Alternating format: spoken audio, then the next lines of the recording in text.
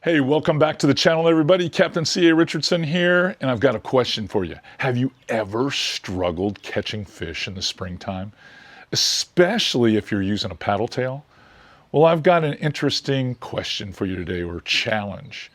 Jerk shads versus paddle tails. What's better for springtime? Well, I'm going to tell you or reveal it to you right now. Let's go down to my studio and talk about it.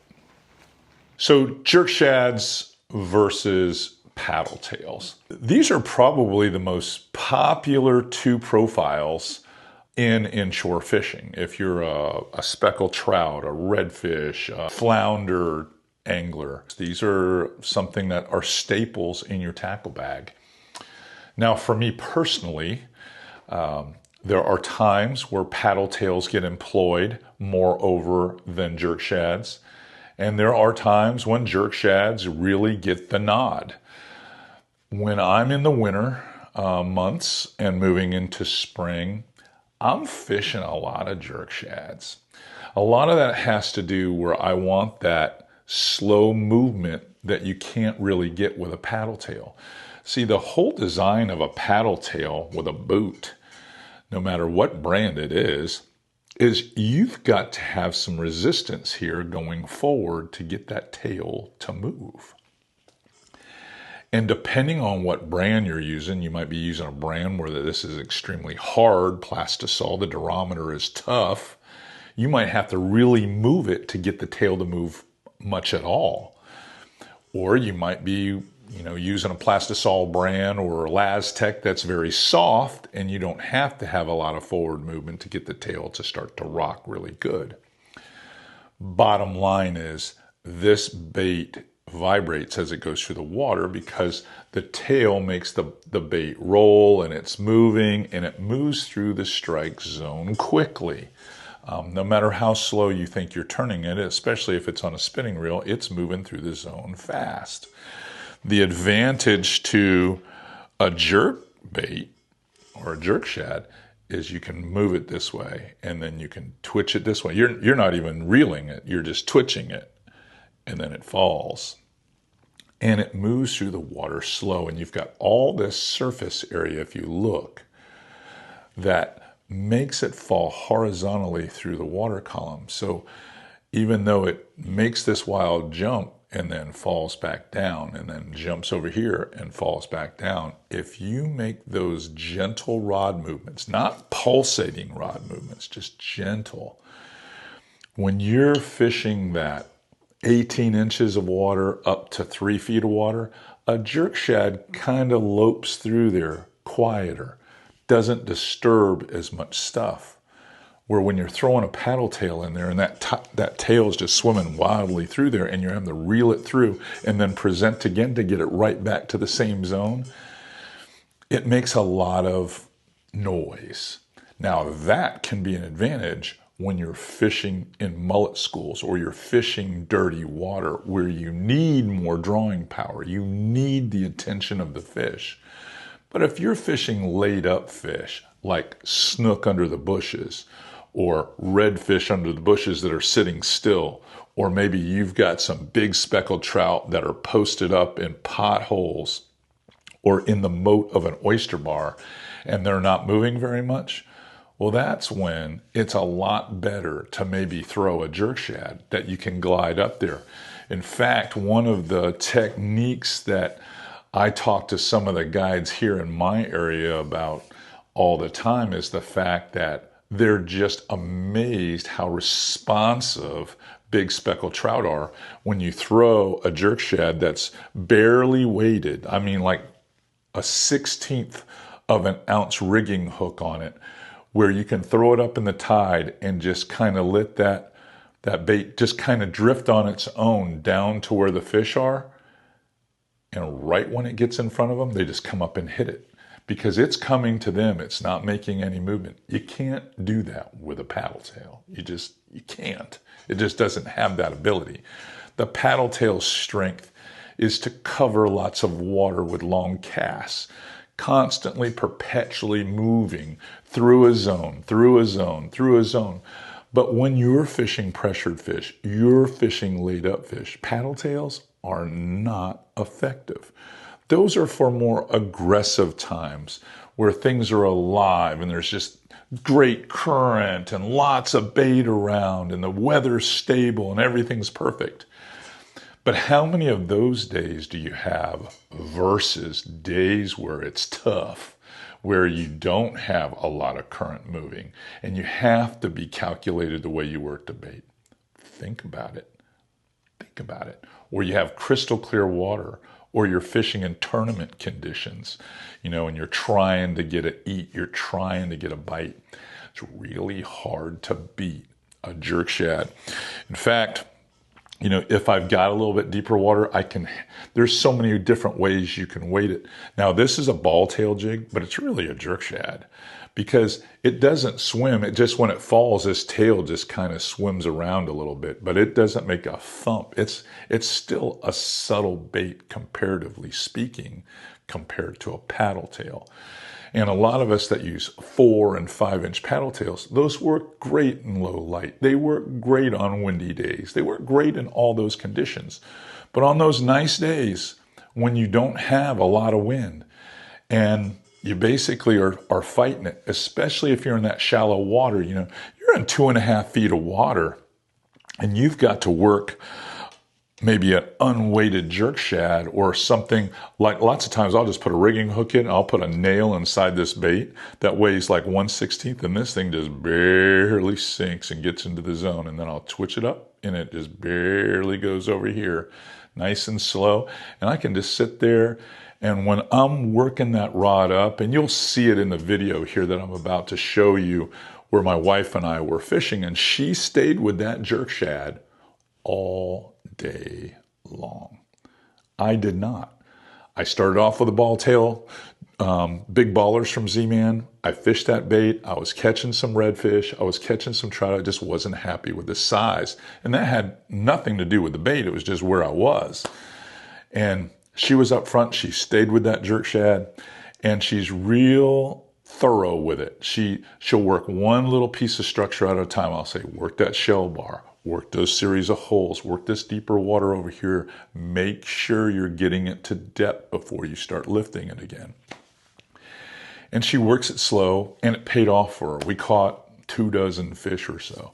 But I'll tell you what, I'll send you there. We'll come back here and we're going to talk about this a little bit more because there's a few more insights I'd like to share with you on this one.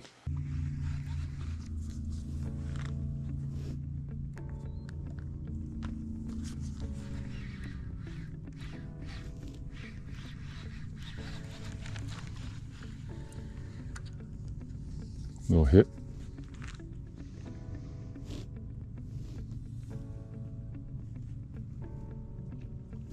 You're there.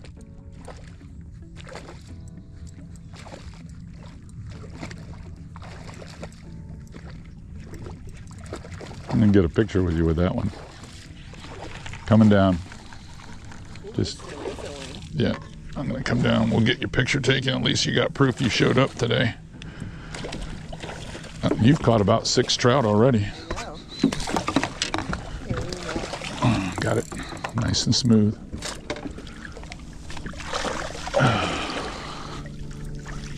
Yeah, decent trout right there. That's a nice one. That's a decent trout, but it's not big enough to win, but definitely decent trout. Now this one's not even full of roe, so she's not heavy either. She's long, but she's not real super heavy. That's a big trout though. Great job. Let me make sure I'm on the... Yeah. I can see. Got this right in the crux. Jerk shad. Let's just measure it for... Yeah, she's probably... Wow. Probably a 20-inch trout. Okay. Just hate to kill a 22-inch trout. Okay. Now that 22-inch trout today. Be a redfish. It's a red. It's a red. Did you see that thing come out of the water? He wanted that. Watch out for that Net. There you go. Coming down. Coming down. Good fish too. I don't think he's the fish to win the money, but I think he's a decent fish for you.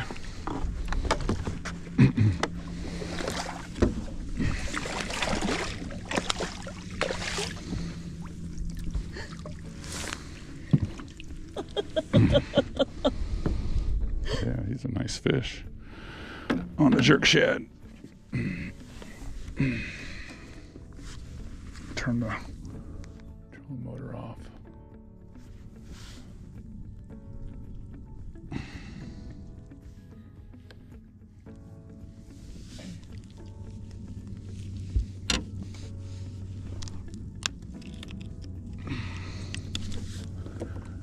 Let's let you hold them this way. Turned out nice. So I didn't want to show you every fish we stuck in that tournament, but I wanted to give you kind of a flavor for the type of water we were fishing.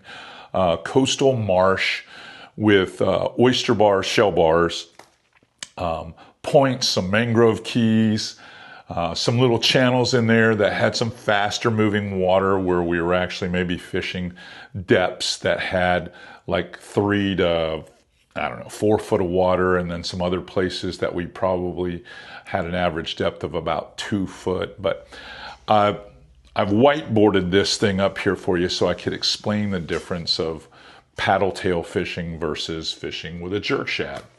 So in here I've got a motion. There's the paddle tail. And when the cast is made, it breaks the surface, it lands back here, and then you're rolling it across the top of the grass. And this is whether you're working it with a jig head or working it Texas style, which is really popular when you're fishing shallow. And then you're working it through this zone. The main thing with a paddle tail, though, is unless you've got clean bottom, it basically is always moving. Now, there are people that hop paddle tails, but that's not what fish do. That doesn't look natural, hopping a paddle tail. Paddle tails are designed to be swim baits, just to be swim jigs and swim through here. So you're making this pass. Here's not the best rendition of a speckled trout, but I've got a trout sitting here on the edge of a depression where the grass stops, typically what you would see. And this fish is going to have to make a decision as this paddle tail surprises him, whether he's going to make a run at it and eat it or not. But that decision is made in like a half a second. He's not expecting it. And it's, let's just say he's oriented, current's going this way, you're working in the right direction. Maybe he's aggressive, maybe he's not. But he's only going to get to make the decision like that. And that's all he gets. Whereas if you're working a jerk shad in this same zone, boom. Let's just draw that. Work a jerk shad. So, hey, I'm no Rembrandt. That's for sure. That's why I'm a fishing guide. But here we go. Same type of, whiteboard diagram. And you make the toss, the jerk shad's feathers down, and you're just slow gliding it around. And it's falling through the water column, popping it a few times, let it glide back through the water column, lift it up, let it glide down. So this speckled trout sitting here on the edge of that depression with the grass right there, he sees that thing just looking pretty vulnerable. And he gets a long look at it. And the one thing you can count on from speckled trout is the fact that when that bait is either falling through the water column or gliding through the water column or stops altogether, that is when they feel like they have, the upper hand or upper fin in their case. They're going to hit it. They're going to smash it. I mean, they're not going to hesitate. And they're not going to be surprised because they see it coming or feel it coming from a distance.